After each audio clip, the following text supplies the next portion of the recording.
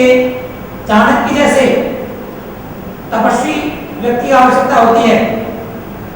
चाणक्य एक बहुत बड़े साम्राज्य का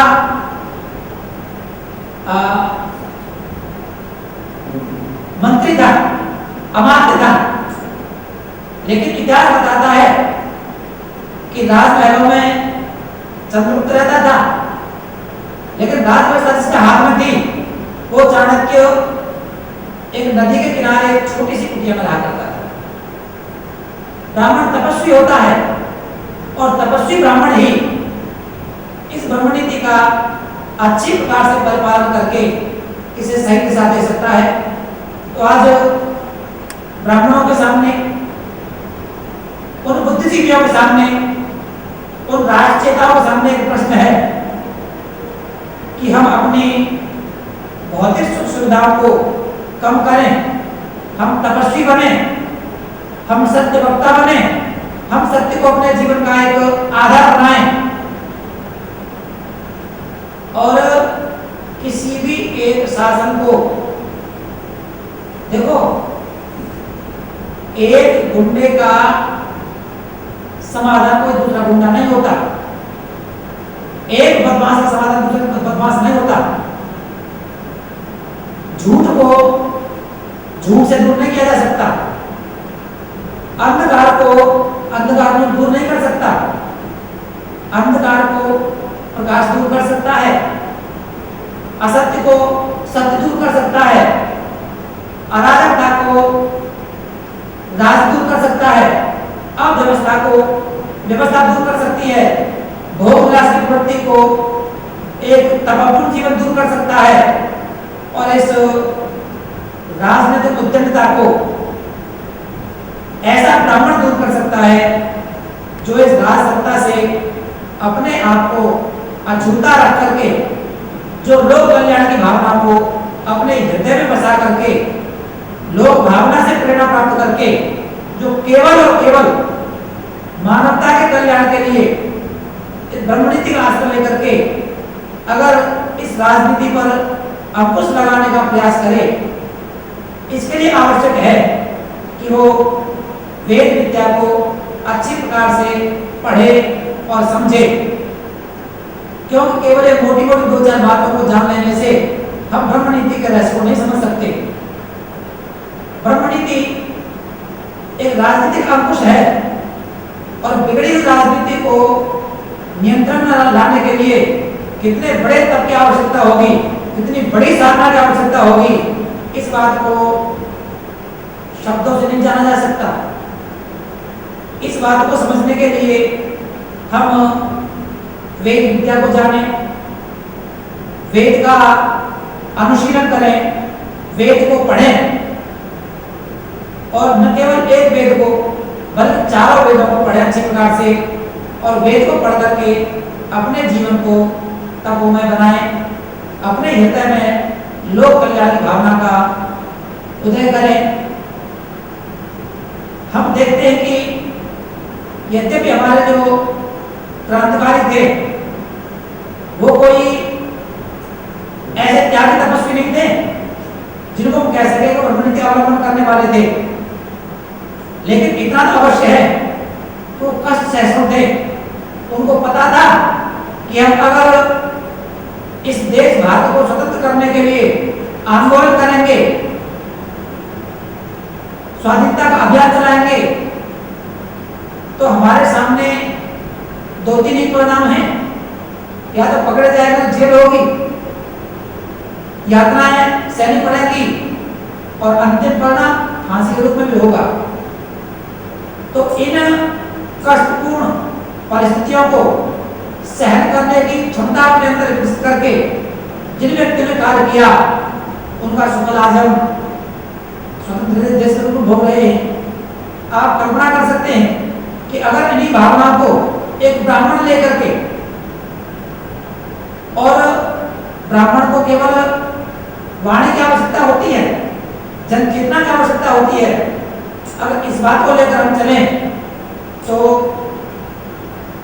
इसमें कोई दो राय नहीं कि हम इस बिगड़ी हुई राजनीति को एक सही दिशा दे सकते हैं और ब्राह्मण कभी भी किसी को अपना विरोधी मानकर काम नहीं करता, वो किसी द्वेष नहीं रखता। ब्राह्मण पहले राजा को समझाता है, अच्छी प्रकार समझाता है, लेकिन जब राजा उसकी बात नहीं मानता तब फिर वो प्रजा में चेतना पैदा करता है, तब वो विद्रोह की भावना प्रजा में बढ़ता है कि राजा अहंकारी हो गया है, अन्यायी अत्याचारी हो गया है, अब ये ज्ञान की बात नहीं मानता, अब ये सत्य को स्वीकार नहीं करता, अब इसको शक्ति की आवश्यकता है। क्योंकि कहा जाता है कि कोई रोग जब तक असाध्य अवस्था पर नहीं पहुंचता तब तक तो वो औषधियों से नियंत्रण हो जाता है, लेकिन जो असाध्य अवस्था प्राप्त हो जाता है ना, हमारे हाथ में, पैर में, किसी भी अंग के शरीर किसी अंग में विष फैल जाता है, तो इस बात को आप सभी जानते हैं कि जब डॉक्टर देखते हैं कि अब ये जो इस अंग में जो विकार फैला हुआ है, जो रोग फैला हुआ है, वो नियंत्रण नहीं आ रहा और धीरे धीरे फैल करके सारे शरीर को ही नष्ट कर देगा, तो फिर क्या करते हैं, उस अंग को ही काट कर देते हैं। यद्यपि पता है इस अंग के काट देने से ये व्यक्ति अपाहिज हो जाएगा, ये तो सही व्यक्ति की तरह अपना व्यवहार नहीं कर पाएगा, लेकिन फिर भी हमारे सामने प्रश्न ये होता है, इस व्यक्ति का जीवन बचाना है, ये व्यक्ति संसार में न रहे या बहुत दुखद अवस्था में मृत्यु को प्राप्त हो, उसकी अपेक्षा ये कहीं तक ज्यादा ठीक है कि इस अंग को अलग कर दिया जाए ताकि इस व्यक्ति का जीवन सुखी हो, ये व्यक्ति अपना जीवन जी सके। यानी जब दो अनर्थ हमारे सामने हो तब हमें ये निर्णय करना होता है कि इसमें सबसे कम अनर्थ कौन सा है, सबसे कम घाटा कौन सा हो सकता है, उसको स्वीकार किया जाता है। तो जिस प्रकार से विकृत अंग को भी काट अलग कर दिया जाता है, ठीक उसी प्रकार से जब ये राजनीति भी अपने उस अवस्था को प्राप्त हो जाती है जब ये असाध्य हो जाए, जब ब्राह्मण की बात का तिरस्कार कर दे, उसे नंद की तरह, जैसे नंद ने चाणक्य को अपने दरबार से अपमान करके बाहर निकाल दिया था, इस अवस्था को पहुंच जाने के बाद तब जाकर ब्रह्मनीति इस समाज में, इस प्रजा में एक राष्ट्रीय चेतना पैदा करती है, एक ऐसा व्यक्ति खड़ा करती है, एक ऐसा आंदोलन खड़ा करती है जो शक्ति का जवाब शक्ति से दे सके। तो आइए हम वेद विद्या को जानें और समझें, वेद का अनुशीलन करें और इस वेद विद्या में से उन अमूल्य रत्नों को प्राप्त करके उस ब्रह्म नीति को अच्छी प्रकार से जान करके, समझ करके उसे अपने व्यवहार में लाएं, तो हम इस राजनीति को अच्छी सही दिशा दे सकते हैं। हम इन्हीं सद्भावनाओं के साथ यह आशा विश्वास करते हुए कि आप सभी उदारचेता जो राष्ट्र का हित चाहते हैं, राष्ट्र का भला चाहते हैं, राष्ट्र की समृद्धि चाहते हैं, राष्ट्र का स्वाभिमान चाहते हैं, वो सभी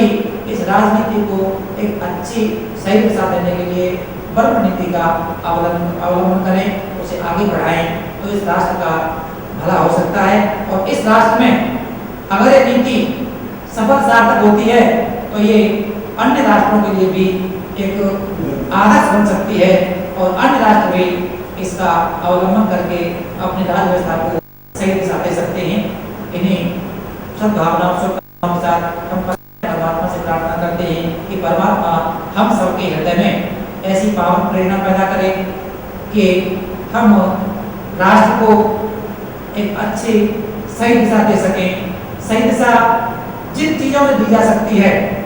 उन चीज़ों को अपने जीवन का अंग बनाएं। इन्हीं शब्दों के साथ आपका बहुत बहुत धन्यवाद।